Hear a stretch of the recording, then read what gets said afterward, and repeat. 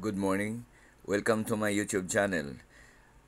Makikita nyo sa ina-upload kong video, kailan lang nagsidatingan ang mga kagamitan galing sa Amerika ah, ga- para to enhance o yung dala-dala nila yung mga materialis para sa bagong binubuksan nilang yung dagdag apat na bases para sa kanilang kampo ng military, US military. At yung iba naman ay nagsidatingan para sa kadagdagang kagamitan para sa Armed Forces of the Philippines.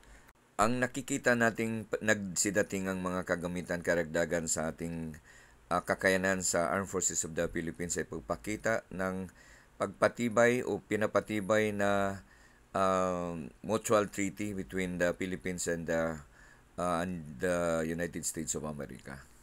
Dito ating maasahan na unti-unti nang dadagdagan ang ating kakayanan para mapangalagaan ang ating seguridad at para maipagtaguyod natin ang ating karapatan.